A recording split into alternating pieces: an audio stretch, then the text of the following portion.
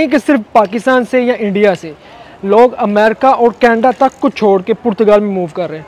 Reason क्या है कि क्योंकि पुर्तगाल इस वक्त एक ऐसी ग्राउंड है कि जहाँ पर आप इजीली सेटल होते हैं और उस एक कंट्री में सेटल होने की वजह से आप यूरोप और उसके अलावा अमेरिका कनाडा तक घूम सकते हैं। पुर्तगाल एक ऐसा कोई बंदा पूछता है कि सबसे पहले कहाँ आना चाहिए, तो भाई पुर्तगाल। पुर्तगाल सबसे बेस्ट है। जलील ज़रूर करवाता है लेकिन आपकी लाइफ बना देता है। सब्र है, 2 साल तो ऐसे गुजरते हैं कि पता नहीं। आप स्पेन के अंदर एंटर होते हैं, स्पेन में एंटर होते कि ही आप वहाँ पे करवाते हैं पाद्रोमेंट। पाद्रोमेंट कहते हैं कि पेपर जमा करवाना, तो वो वहाँ पे आप करवा सकते हैं। रेड क्रॉस एक ऑफिस है वहाँ पे, और आप वहाँ पर जाते हैं, उनके साथ बात करते हैं। अब स्पेन जाना कहाँ पे है, आप याद रखें, जब भी जिस कंट्री में जाएं वहाँ कैपिटल में जाएं। बहुत से स्टूडेंट्स को कैच कर रहा है कि हमारी यूनिवर्सिटीज़ के अंदर आएँ, यहाँ से डिग्री हासिल करें और यहाँ पे अपना फ्यूचर सिक्योर करें। कितनी देर के अंदर पेपर मिल जाते हैं, नॉर्मल डॉक्यूमेंट्स के, जिसकी बेस पे आप सारा यूरोप घूम सकें, अपनी कंट्री के अंदर जा सकें। नसीब की बात है, हमारे सामने यहाँ पे एक लड़का आया पाकिस्तानी, उसको 3 महीने के अंदर पेपर मिल गए, डॉक्यूमेंट्स मिल गए 2 साल के। अस्सलाम वालेकुम दोस्तों, उम्मीद है कि आप सब खैरियत से होंगे और ठीक ठाक होंगे। जी हाँ दोस्तों, आज आपके साथ एक बहुत ही ज़बरदस्त किस्म की वीडियो के अंदर आपके साथ एक दफ़ा फिर हाजिर हूँ। और आज आपको मैं बताने वाला हूँ कि भाई इस वक्त यूरोप के अंदर ऐसे कौन से 3 कंट्री हैं जो आपको सबसे पहले डॉक्यूमेंट्स देते हैं, लीगलाइजेशन करते हैं आपकी, और आप उसके बाद सारी की सारी दुनिया में घूम सकते हैं। इस वक्त जो हमारे मुल्क के हालात चल रहे हैं, जो इस वक्त एशिया के अंदर जो हालात चल रहे हैं, बहुत से लोग मूव ऑन कर सकते हैं और कर भी रहे हैं एशिया से हट के गल्फ़ के अंदर, जैसे कि दुबई है, शारजा है, अलैन है। लोग ज़्यादातर जा रहे हैं गल्फ़ की तरफ, और कुछ लोग ऐसे भी हैं जो डायरेक्टली जा रहे हैं यूरोप की तरफ। जो लोग डायरेक्टली यूरोप की तरफ जा रहे हैं उनके लिए तो क्या ही बात है, उनके लिए भी ये वीडियो है। और वो दोस्त जो गल्फ़ की तरफ जा रहे हैं, दुबई में जा रहे हैं, उनके लिए भी ये वीडियो है। जी हाँ, इस वीडियो को आपने सबसे पहले ये काम करना है कि आखिर तक देखना है, हर एक के साथ शेयर करनी है। तो आइए आज की इस वीडियो में मैं आपको बताता हूँ कि वो कौन से 3 कंट्री हैं जो आपको स्टेप बाय स्टेप हर चीज़ आपकी मुकम्मल करके आपके हाथ में देते हैं, और आप legally all over the world travel कर सकते हैं और कहीं भी आप सेटल हो सकते हैं। तो आइए स्टार्ट करते हैं इस वीडियो को। सो गाइस, सबसे पहले हम जिस मुल्क की बात करने वाले हैं वो है पुर्तगाल। जी हाँ, पुर्तगाल के बारे में मैं आपको बता दूं, पुर्तगाल एक ऐसा कंट्री है बिज़नेस के हवाले से और उसके बाद माइग्रेंट्स के हवाले से बहुत से लोग पुर्तगाल में मूव कर रहे हैं। ये नहीं कि सिर्फ पाकिस्तान से या इंडिया से, लोग अमेरिका और कनाडा तक को छोड़ के पुर्तगाल में मूव कर रहे हैं। रीज़न क्या है कि क्योंकि पुर्तगाल इस वक्त एक ऐसी ग्राउंड है कि जहाँ पर आप ईज़िली सेटल होते हैं और उस एक कंट्री में सेटल होने की वजह से आप यूरोप और उसके अलावा अमेरिका कनाडा तक घूम सकते हैं। पुर्तगाल एक ऐसा कंट्री है, उसकी आबादी इतनी ज़्यादा नहीं है, लेकिन पुर्तगाल में रोज़गार और बहुत से वसाइल हैं। पुर्तगाल के बारे में मैं आपको बताते जाऊँ, वहाँ के लोग बहुत ही फ्रैंकली लोग हैं, बहुत ही अच्छे लोग हैं, आपके साथ घुल मिल के रहते हैं। और वहाँ पे जॉब्स की बात करें, एक अच्छे लेवल के ऊपर बहुत ही ज़बरदस्त किस्म की जॉब्स हैं, एक अच्छे लेवल के ऊपर। अब बात आती है कि देखें, अगर हम यूरोप के अंदर पुर्तगाल जाते हैं, बहुत से लोग ये पूछते हैं कि भाई पुर्तगाल कैसे हम सेटल हो सकते हैं, क्या तरीक़ाकार है। आप पुर्तगाल के अंदर अगर डायरेक्टली जाते हैं विजिट वीज़ा के ऊपर, या आप इनडायरेक्टली किसी और कंट्री से जाते हैं, लाइक आप नीदरलैंड में आए हैं, आप फ्रांस में आए हैं, आप किसी भी कंट्री में आए हैं, किसी भी कंट्री में आकर अगर आपकी एंट्री होती है पुर्तगाल के अंदर, आप दोबारा वहाँ पे जाते हैं, क्योंकि आप मूव कर सकते हैं, किसी भी कंट्री में आते हैं, आप लीगली शेंजन के अंदर किसी भी कंट्री में जा सकते हैं। वहाँ जाते हैं, अगर तो आप लीगली एंट्री करते हैं, बाय एयर जाते हैं, तो आपकी लीगली एंट्री कंसर्न होगी कि माना जाएगा कि आप लीगल वहाँ पे आए हैं। और अगर आप वैसे भी वहाँ पे जाते हैं, किसी और कंट्री से जाते हैं, तब भी आपके लिए यही कानून है। आप वहाँ पे क्या करते हैं, आप वहाँ पे सबसे पहले जाएंगे, निफ नंबर निकलवाएंगे अपना, आप अपना निफ नंबर निकलवाएंगे जिसे टैक्स नंबर कहते हैं।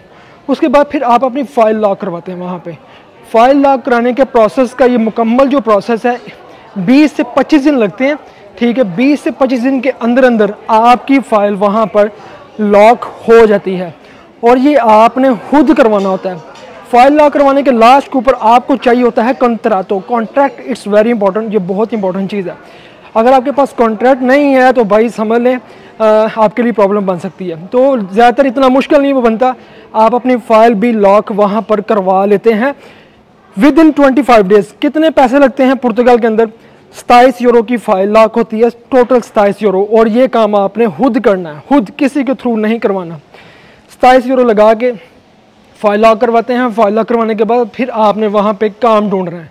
बड़े कहते हैं कि भाई पुर्तगाल में एक तो बंदा जलील होता है, लेकिन जलील होने के बाद बंदे को पेपर मिल जाते हैं। आपको 1 साल 6 महीने 1 साल 6 महीने वहाँ पे जलील होना पड़ेगा, कोई ना कोई छोटा मोटा काम करना पड़ेगा। अगर आपका लिंक नहीं है, अगर आपका कोई लिंक है वहाँ पे, तो आपको जॉब मिल जाएगी, काम मिल जाएगा। आप उस काम की बेस के ऊपर थोड़ा थोड़ा कमाते रहें, थोड़ा थोड़ा काम करते रहें, साथ में आप अपने पेपर को सीधा करें। आप अपना मेडिकल कार्ड वहाँ पे बनाते हैं, आप वहाँ पे शॉपिंग करते हैं, अपने उस टैक्स नंबर से सब कुछ करते हैं, और 18 महीनों के बाद आपको पहली अपॉइंटमेंट मिल जाती है फिंगरों की। आप वो फिंगर देते हैं और तकरीबन 2 साल 1 महीना या 2 साल के अंदर आपको पहला TRC कार्ड 2 साल का मिल जाता है। और इस TRC कार्ड के ऊपर आप पाकिस्तान में आएँ, इंडिया में जाएँ, कहीं भी जाएँ। और यही नहीं, पुर्तगाल के अंदर आप 5 साल मुकम्मल करते हैं। 5 साल मुकम्मल करने के बाद दूसरा कार्ड जब आपको मिलता है, उसके बाद फिर आप सोचते हैं भाई मैं पासपोर्ट अप्लाई कर लूँ। पासपोर्ट जो अप्लाई करते हैं विदिन 6 to 7 ईयर कंप्लीट करने के बाद आपको पासपोर्ट आप अप्लाई करते हैं। और पासपोर्ट अप्लाई करने के बाद 8 से 9 सालों के अंदर अंदर आपको पासपोर्ट भी मिल जाता है। और उस पासपोर्ट पे भाई दुनिया में कहीं भी जाएं, कहीं भी जाएं, टॉप के ऊपर है पुर्तगाल का पासपोर्ट। और मैं तो भाई प्रेफर करता हूँ कि आप यूके तो ऐसे जाएंगे जैसे यूके हाल का घर है, उसके बाद कहीं भी जाएं। तो ये पुर्तगाल की एक प्रोफाइल है कि अगर कोई बंदा पूछता है कि सबसे पहले कहाँ आना चाहिए, तो भाई पुर्तगाल। पुर्तगाल सबसे बेस्ट है। जलील ज़रूर करवाता है लेकिन आपकी लाइफ बना देता है। सब्र है, 2 साल तो ऐसे गुजरते हैं कि पता नहीं चलता जी। तो अभी बात करेंगे हम स्पेन के ऊपर कि स्पेन का क्या कानून और क्या रूल्स एंड रेगुलेशन है। जितने भी फैमिलीज़ को लेके, बच्चों को लेके, बड़ों को लेके, जो दोस्त भी स्पेन के हवाले से पूछना चाहते हैं कि स्पेन का क्या कानून है, देखें स्पेन के अंदर भी यही कानून और रूल्स एंड रेगुलेशन है जैसे पुर्तगाल के अंदर है कि आप किसी भी कंट्री से आते हैं, लीगली आ जाते हैं, फ्रांस में है या नीदरलैंड में है, कहीं भी आप लीगली आते हैं, लैंडिंग करते हैं। और अगर आप इनडायरेक्टली किसी और तरीके से स्पेन में एंटर होते हैं, वहाँ पे पहुँचते हैं, तो वहाँ पे ख़ास तौर पे फैमिलीज़ की और बच्चों की जो बात मैं करूँ, उनको बहुत ज़्यादा प्रोटोकॉल दिया जाता है, बेनिफिट्स दिए जाते हैं। अंडर जो 18 होते हैं, बच्चे हैं, बच्चियाँ हैं, उनको ये कानून है कि उनको स्पेशली जो अदारे हैं वो उनको प्रोटेक्ट करते हैं। स्कूल्स, कॉलेज सब कुछ पढ़ाते हैं, यूनिफॉर्म, और उसके बाद वहाँ पे तालीम फ्री है। उसके बाद वहाँ पे उनको रहना सहना हर चीज़ दी जाती है, स्कूल सिखाया जाता है, क्लासेस दी जाती हैं, ये सब कुछ फ्री में। जो अंडर 18s हैं या जो फैमिलीज़ हैं उनको ये सपोर्ट की जाती है। अब बात करते हैं जी, अगर आप वहाँ पे लीगली आते हैं तो क्या सिस्टम है वहाँ पे, आप अपने पेपर्स को कैसे अप्लाई कर सकते हैं। जैसे ही आप स्पेन के अंदर एंटर होते हैं, स्पेन में एंटर होते के ही आप वहाँ पे करवाते हैं पाद्रोमेंट। पाद्रोमेंट कहते हैं कि पेपर जमा करवाना, तो वो वहाँ पे आप करवा सकते हैं। रेड क्रॉस एक ऑफिस है वहाँ पे, और आप वहाँ पर जाते हैं, उनके साथ बात करते हैं। अब स्पेन जाना कहाँ पे है, आप याद रखें, जब भी जिस कंट्री में जाएँ वहाँ कैपिटल में जाएँ। या तो आप मेरी वीडियोज़ के अंदर तो आपको हर तरह की मालूमात मिल रही होगी कि जो कैपिटल्स हैं, जैसे कि स्पेन का है, जैसे कि पुर्तगाल का है, वहाँ पे जाते हैं, वहाँ पे आप ये सब कुछ करवाते हैं। उसके अलावा सो ऑन, जहाँ भी आपको पता चलता है कि यहाँ इस जगह पे ये मौक़े हैं, सहूलियत हैं, आप वहाँ पे जा सकते हैं। आप पाद्रोमेंट स्पेन के अंदर करवाते हैं। पाद्रोमेंट करवाने के बाद ये जो पाद्रोमेंट का सिलसिला है 3 साल तक चलता है, 3 साल तक। इसके अंदर जब आप पाद्रोमेंट करवा लेते हैं, नॉर्मल आपका वो मेडिकल कार्ड वगैरह जो आप बनवाते हैं, उसको बनवाने के बाद फिर आप वहाँ पे काम करते हैं लीगली, ठीक है। जैसे आपने पाद्रोमेंट करवाई, विद इन अ मंथ पाद्रोमेंट करवाने के बाद आप वहाँ पे काम करते हैं लीगली। किस तरीके से, इस तरीके से कि वहाँ पे आपको काम मिलेगा अपने लोगों के साथ, अपने एशियंस के साथ आपको वहाँ पे काम मिलेगा। यहाँ तक कि अगर आप उनके साथ काम करते हैं, होटल के ऊपर जॉब करते हैं, अगर उनकी तरफ से रहाइश है तो आपको सैलरी थोड़ी सी कम मिलेगी, 700-800 मिलेगी। और अगर आपकी रिहाइश अगर आपने अपनी रखी हुई है, अपना अलग से सिस्टम किया हुआ है, दोस्तों के साथ हैं, या अलग से कोई आपने अपार्टमेंट लिया हुआ है, तो वहाँ पे जो आपकी सैलरी है, कम से कम जो ना आपकी सैलरी मिलेगी 1000-1100 रुपये सैलरी। एक्सपीरियंस के साथ साथ बढ़ाते भी हैं। अगर आप अपने लोगों के साथ वहाँ पे काम करते हैं तो अपने लोगों के साथ काम करने का ये बेनिफिट है कि आपको एक काम पर रख लेते हैं। काम पर रखने के साथ साथ आपको 700-800 यूरो या 1000 यूरो तक मिलता है। अगर आपका वहाँ पे कोई अपना है फिर तो बहुत ही अच्छी बात है, बहुत ही ज़बरदस्त किस्म की बात है कि आप कोई आपका वहाँ पे अपना हो, उसमें आपको बहुत से बेनिफिट हो सकते हैं। और फिर ये सिस्टम जो चलता है 3 साल तक स्पेन के अंदर आपने वेट करना होता है। अनटिल 3 इयर्स आप वहाँ पर काम कर रहे होते हैं, साथ साथ आप स्टडी कर रहे होते हैं। बेस्ट ये है कि आप वहाँ पे साथ साथ स्पेन की लैंग्वेज को सीखें, जो कि बहुत ही इंपॉर्टेंट है आपके लिए, क्योंकि अगर आप स्पेन की लैंग्वेज सीखेंगे तो आप वहाँ पे लीगली हो जाते हैं। और जैसे ही 3 सालों के बाद आप अपना फ़र्स्ट कार्ड अप्लाई करते हैं, फ़र्स्ट कार्ड मिलने के बाद आपको जो कार्ड मिलता है, मिलने के बाद आप अपनी कंट्री में नहीं जा सकते। क्यों नहीं जा सकते? क्योंकि वो जो नेक्स्ट कार्ड आपको मिलता है फर्स्ट ईयर 1 साल का, उसमें आपने वहाँ रहकर लैंग्वेज का कोर्स करना होता है। वही कोर्स अगर आप पहले कर लेते हैं, ये आपके लिए बहुत प्लस बेनिफिट है। आप वो लैंग्वेज का कोर्स करते हैं, वो लैंग्वेज का कोर्स करने के बाद साथ साथ फिर आप काम कर ही रहे होते हैं। वो काम करने के साथ साथ फिर आप उसके बाद दोबारा जब डॉक्यूमेंट्स चेंज करवाते हैं, तो उन डॉक्यूमेंट्स की बेस पे आप फिर अपनी कंट्री भी जा सकते हैं और वैसे भी कहीं घूम सकते हैं। लेकिन जब आपने पादुरमेंट करवाई हुई है, पादुरमेंट करवाने के दौरान आप इसके स्पेन के अंदर आप कहीं भी घूम फिर सकते हैं, कहीं भी। और जब आपके पास डॉक्यूमेंट्स आ जाते हैं जो फर्स्ट ईयर में मिलते हैं, उसके अंदर आप नॉर्मली कहीं भी आ जा सकते हैं। यूरोप के अंदर आप कहीं विज़िट कर सकते हैं, ट्रैवल कर सकते हैं। तो ये स्पेन का एक कानून है, रूल्स एंड रेगुलेशन है कि स्पेन का ये मैटर नहीं करता कि आप कैसे आए हैं, क्या सीन है।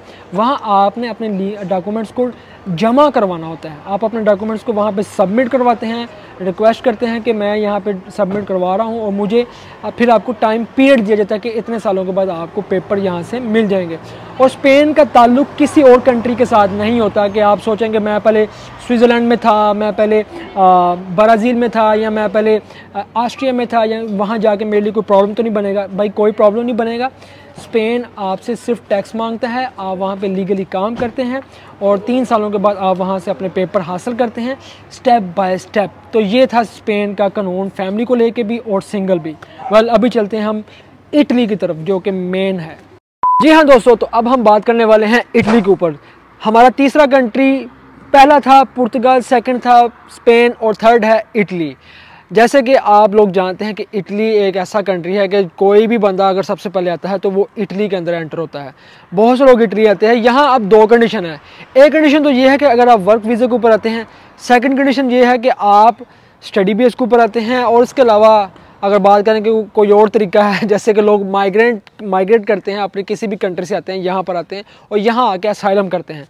अब इन तीनों तरीकों में बहुत से लोगों को ये चीज़ का नहीं पता कि आप कैसे पेपर हासिल कर सकते हैं, क्या प्रोसेस है, क्या तरीकाकार है। पहली बात मैं करूंगा कि अगर आप वर्क वीज़े के ऊपर आते हैं, देखें हर साल इटली अपने वर्क वीज़े ओपन करता है फरवरी के अंदर, मार्च के अंदर। अब ये वर्क वीज़े होते हैं, ये 9 महीने के होते हैं। जब आप इस वीज़े के ऊपर आते हैं, चाहे आप लेडीज़ हैं या जेंट्स हैं, 18 साल से ज़्यादा जितनी भी आपकी एज है, तो आपके पास लीगल डॉक्यूमेंट्स होते हैं। आप इस वीज़े के ऊपर जब मर्जी अपनी कंट्री में आ जा सकते हैं, इवन कि आप कहीं भी यूरोप के अंदर घूम सकते हैं। इस डेट क्लियर कि आप लीगल होते हैं, जब मर्जी आ जाएं, आपके डॉक्यूमेंट्स 9 महीने का जो आपका पहला सोजोर्नो, पहला कार्ड बन जाता है। सेकंड ऑप्शन आती है स्टडी बेस। स्टडी बेस, आप ये चीज़ समझ लें कि इटली इस वक्त जितने भी पाकिस्तान के अंदर और इंडिया के अंदर स्टूडेंट्स हैं, जिन लोगों ने ग्रेजुएशन कंप्लीट कर ली है 2022 में, 2021 में, इटली बहुत से स्टूडेंट्स को कैच कर रहा है कि हमारी यूनिवर्सिटीज़ के अंदर आएँ, यहाँ से डिग्री हासिल करें और यहाँ पे अपना फ्यूचर सिक्योर करें।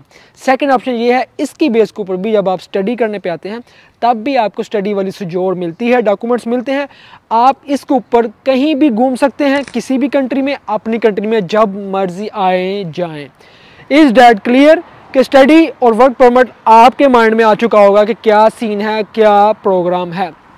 अब बात करने वाले हैं जी कोई और तरीका कि अगर माइग्रेट करते हैं, आप किसी भी कंट्री से आते हैं, किसी भी कंट्री से, आप गल्फ से आ जाते हैं, आप रोमानिया से आ जाते हैं, किसी और कंट्री से आ जाते हैं और इटली के अंदर आते हैं, और आप सोचते हैं कि मैं यहाँ पे अपने फ्यूचर को लेके चलूँगा, यहाँ पर अपना आप सिक्योर करूँगा। तो इसका प्रोसेस क्या है? एक सिंपली प्रोसेस ये है कि इस वक्त जो हालात चल रहे हैं वो तो बहुत टाइट हैं, लेकिन ज़्यादातर अंडर 18 की बात करें तो उनको बहुत ज़्यादा सहूलियत दी जाती हैं। अंडर 18 के अंदर बच्चे भी हैं और फैमिलीज़ भी है। अगर फैमिलीज़ भी हैं, उनको भी बहुत ज़्यादा प्रोटेक्ट किया जाता है, सहूलियत दी जाती हैं।